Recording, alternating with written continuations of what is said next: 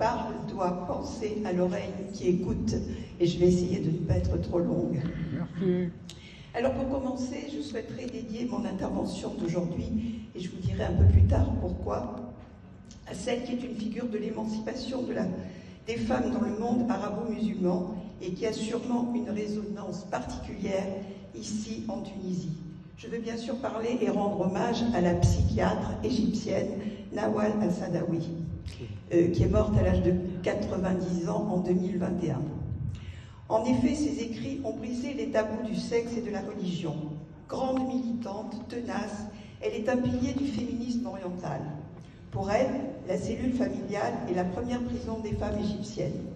Ses mots, ses écrits dérangent la société conservatrice et les réactionnaires politiques et religieux lui reprochent de transmettre des idées dangereuses pour les filles et la traitent de folle athée. Toute sa vie a été jalonnée par l'intimidation, la traque, les menaces, la mort, la prison et l'exil. Engagée politiquement, elle a été emprisonnée en 81 sous Anwar el-Sadat pour s'être opposée au parti unique. Et à ce moment-là, elle écrira « Mémoire de prison de femme ». À 80 ans, elle est toujours active et participe à la révolution égyptienne et sera présente place Tahrir. Son travail est censuré, ses livres interdits dans son pays. Elle a même été révoquée de ses fonctions de médecin et l'État l'accuse d'apostasie. Parmi la trentaine d'ouvrages qu'elle a écrits qui ont été traduits dans 40 langues, citons « Femmes dissidentes au Moyen-Orient »,« La femme et le sexe », dans lequel elle attaque Freud et sa conception de la femme adulte. Femme égyptienne, tradition et modernité, où elle dénonce la domination de l'homme et du patriarcat au sein de la famille et des structures de l'État, ce qui pour elle serait la principale cause des névroses chez les femmes égyptiennes, parce que soumises à ce système de domination. Si en introduction j'ai tenu à lui rendre hommage, c'est que cette grande dame, qui a été surnommée la Simone de Beauvoir égyptienne, a été excisée à la demande de sa mère à l'âge de 6 ans. Elle a lutté contre cette violence faite aux filles et, grâce à elle, l'excision sera criminalisée en Égypte. Sans trop d'effet malheureusement, car par exemple il y a 2 ans, il y a eu le décès d'une jeune fille âgée de 17 ans et dont le père, chirurgien, a écopé de 3 mois de prison avec sursis. Il faut dire que sa propre fille avait été excisée dans sa clinique privée et que le père, donc chirurgien, et la mère, infirmière. C'est donc pour moi la plus grande introduction pour cette intervention, mais aussi pour tout le thème de notre colloque.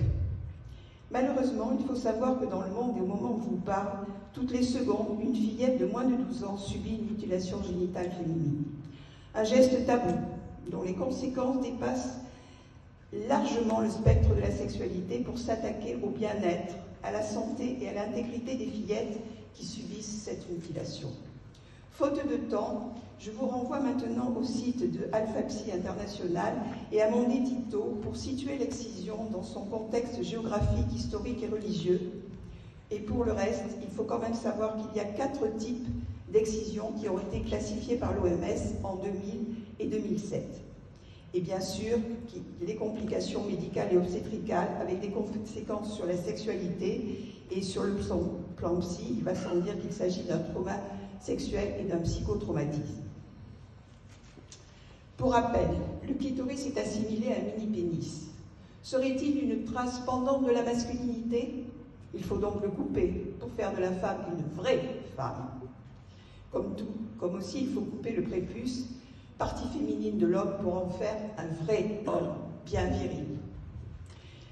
Je vais maintenant, après cette introduction, passer à la rencontre clinique avec cette exciseuse en relatant et analysant un premier entretien avec une exciseuse. Celle que j'ai nommée Madame P a été adressée au centre François Kafka par une éducatrice pour des troubles du sommeil. Dans le courrier d'orientation, il était précisé qu'elle avait subi une excision et l'éducatrice qui l'aidait dans sa demande d'asile précisait que sa demande était floue. Cette patiente, originaire du Nigeria, âgée de 38 ans, était, selon le courrier, anglophone et parlait le yoruba, sa langue maternelle. Elle est arrivée en France en 2018 avec sa petite fille âgée de 3 ans. C'est avec ce minimum d'informations que je la recevrai en consultation d'évaluation avec 2 collègues anglophones. Mon anglais est minable. Sa petite fille sera gardée à l'accueil. Comme souvent, je n'accepte pas les enfants pendant ces entretiens. Et il s'est avéré qu'elle ne parlait que quelques mots d'anglais. Nous n'avions donc aucune langue en commun. Et pendant l'entretien, devant la problématique linguistique, la patiente s'est levée. Elle s'est assise devant mon bureau, a écarté les jambes et m'a montré du doigt son sexe et m'a fait le signe du ciseau avec la main.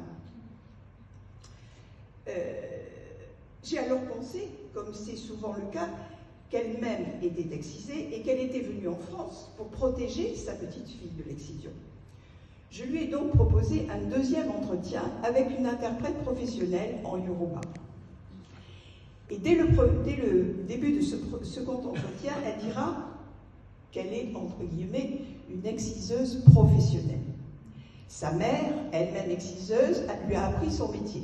Plus tard, l'oracle, la patiente est de religion vaudou, l'a désignée exciseuse professionnelle, devant former d'autres exciseuses et aussi parcourir le pays pour des campagnes, non pas d'éradication de l'excision, mais pour inciter les mères à exciser leurs filles.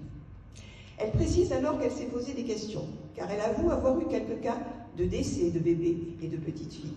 Et elle m'énumère alors, vous verrez l'importance de cette énumération plus tard, des complications telles que l'hémorragie, le tétanos. Puis elle m'informe que son mari était contre son métier, entre guillemets toujours. Et sachant qu'elle ne pouvait s'opposer à la décision de l'oracle, il a fini par la quitter. Elle précise, je la cite, « J'aimais mon mari, alors je suis partie le rechercher au village dans ma belle famille. Ses beaux-parents lui ont dit que si elle voulait reprendre